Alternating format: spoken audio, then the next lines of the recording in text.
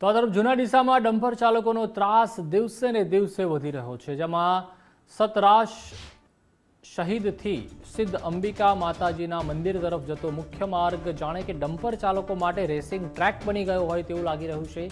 બેફામ ઝડપે દોડતા રેતી ભરેલા ડમ્પરોને કારણે સ્થાનિક લોકોમાં ભારે ભય હોય છે।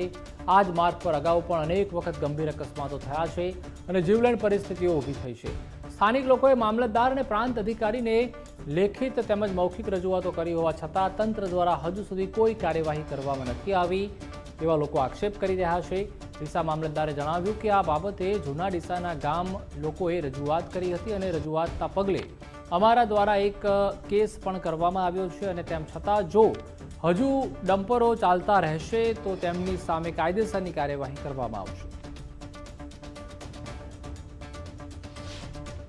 જે રોડ ઉપર માતાજીના પગપાળા આવતા સંઘો અને પગપાળા આવતા યાત્રિકો માટે સ્પેશિયલ રોડ બનાવ્યો હતો, એ રોડ ઉપર અત્યારે ડમ્પર ચાલકો બહુ વધુ પ્રમાણમાં ચાલે છે કે જેના કારણે થઈને અગાઉ પણ અકસ્માતો થયા હતા અને હાલ પણ અકસ્માતો થવાનો પૂરેપૂરો ભય સેવાઈ રહ્યો છે। અમારા ગામમાં ડમ્પરો ઘણા સમયથી ચાલે છે, એને બંધ કરાવવા અમે નદીએ ઘણી વખત ગયા છીએ, ત્યાં કોઈ આવતું નથી, કોઈ જવાબદાર અધિકારી પગલાં લેતું નથી।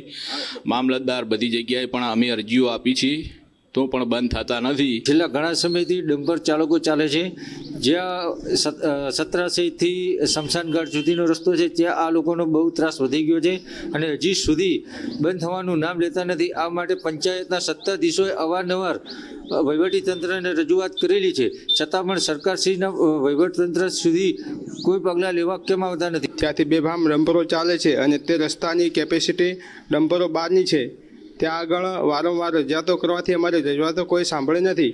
ત્યાં આગળ કોઈ પણ જાનહાનિ થશે તો તેની તમામ જવાબદારી તંત્રની રહેશે। અમે તંત્રની વારંવાર રજૂઆત કરીએ છીએ પણ છતાં અમારી કોઈ તંત્ર રજૂઆત સાંભળતું નથી। અમને ગામજનો દ્વારાથી રજૂઆત મળેલી છે, એ રજૂઆત આધારે અમે તપાસ કરી છે અને જે જનતાઓને અમે અપીલ પણ કરી છે કે આવા કોઈ બનાવ બને તો અમને તરત જાણ કરવી। તો એના આધારે જીઓલોજી ભૂસ્તરશાસ્ત્રી તથા અમને મહેસૂલી અધિકારીઓને જાણ કરો તો એનું અમે આગળ કરીએ। અમે એક વખત કેસ પણ ત્યાં કરેલો છે અને આવા બનાવ બને કોઈ પણ તો અમને ધ્યાન ઉપર લાવો, અમે જે તે ડિપાર્ટમેન્ટના કન્સલ્ટિંગ અમે એને આગળ કાર્યવાહી કરવા માટે જણાવેલ છે।